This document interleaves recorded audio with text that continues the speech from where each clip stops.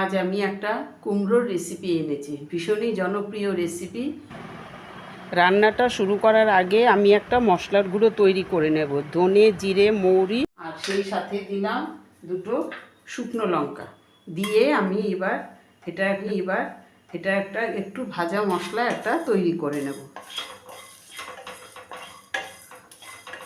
যখন দেখবো যে মশলাটা ভাজতে ভাজতে খুব সুন্দর একটা স্মেল বেরিয়ে গেছে, তখন বুঝবো যে আমার মশলাটা ভাজা হয়ে গেছে।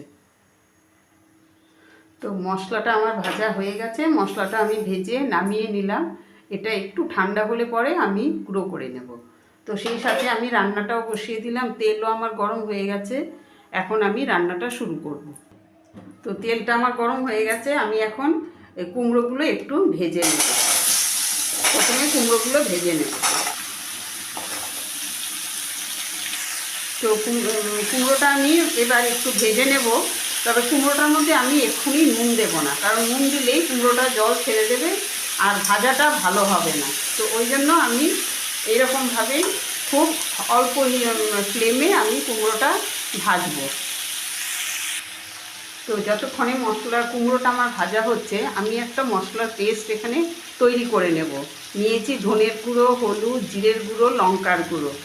তো আর সেই সাথে দেব আদা বাটা আর নুন মিশিয়ে আমি একটা পেস্ট তৈরি করে নেব। তো কুমড়োটাকে আমি এরকমভাবে ভাজা হয়ে গেছে, একটু ভেজে নিলাম। এখন আমি তুলে নেব। ভেজে আমি তুলে নিলাম, দিয়ে আমি আরেকটু তেল নিয়ে নিলাম। এখন আমি ফোড়ন দেব। দিলাম আমি এখানে দুটো শুকনো লঙ্কা, দিলাম একটু পাঁচফোড়ন। তো একটু পাঁচফোড়নটা আমার হয়ে গেছে। এখন আমি এটার মধ্যে একটু হিং দিলাম, দিয়ে এখন আমি এটার মধ্যে যে আলুটা কেটে রেখেছিলাম সেই আলুটাও আমি এটার মধ্যে দিয়ে দিলাম।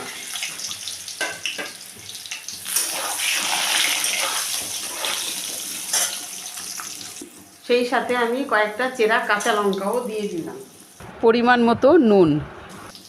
তো এবার আমি সবগুলোকে একটু ভালো করে মিশিয়ে, সমস্ত জিনিস মিশিয়ে আমি আবার একটু ভেজে নেব আলুগুলোকে। আমি এখন দেখব কতটা ভাজা হলো, নরম হলো। তো আলুটা আমার দেখছি অনেকটাই নরম হয়ে গেছে।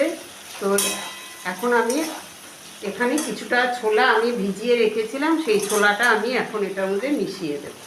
দিয়ে আমি ছোলাটাকেও ভালো করে মিশিয়ে নিচ্ছি।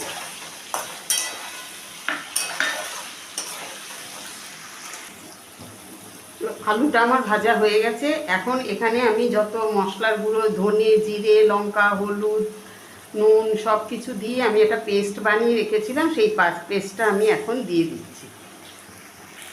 আর যে বাটিতে মশলার পেস্টটা ছিল সেইটা ধুয়েও আমি একটু জল দিলাম, দিয়ে আমি এবার এটা একটু আবার ভালো করে মিশিয়ে নেব। তো মশলাটা আমার ভাজা হয়ে গেছে, মশলাটা থেকে তেলও ছেড়ে দিয়েছে। এখন আমি যে কুমড়োটা ভেজে রেখেছিলাম সেই কুমড়োটা আমি এটার মধ্যে মিশিয়ে নেব,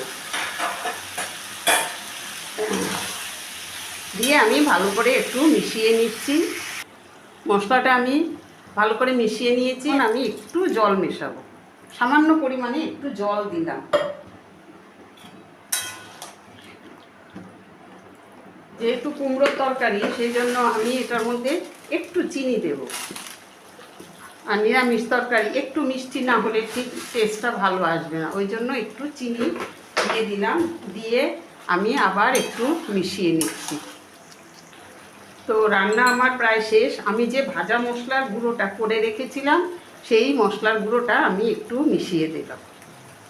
মিশিয়ে দিয়ে আমি এটা আবার নেড়ে চেড়ে নিলাম, নিয়ে ভালো করে মিশিয়ে নিয়ে এটাকে আমি এবার গ্যাস বন্ধ করে দিয়ে কিছুক্ষণ আমি এভাবেই ঢাকা দিয়ে রেখে দেব, যাতে ভাজা মশলার গুঁড়ো গন্ধটা এটার মধ্যে পুরো সবজিটার মধ্যে থেকে যায়।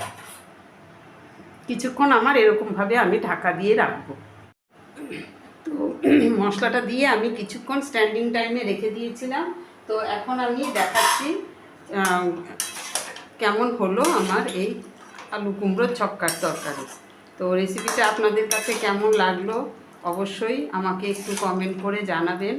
আর এরকম একটা কুমড়োর ছক্কার সাথে যদি একটুখানি লুচি ভাজা থাকে তাহলে তো খাবারটা খুব ভালোই জমে যায়।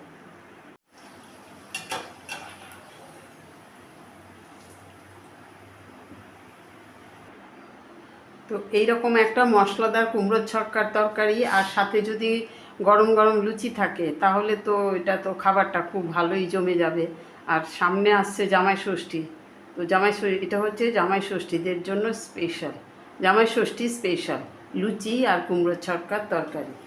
তো এখন আমি দেখাচ্ছি, আমি নিজেই টেস্ট করছি কেমন হয়েছে।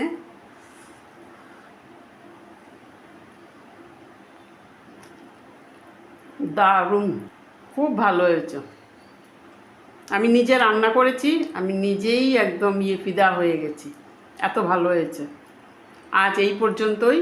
তো নেক্সট রেসিপি নিয়ে আবার আপনাদের সাথে আমার কথা হবে। ভালো থাকবেন।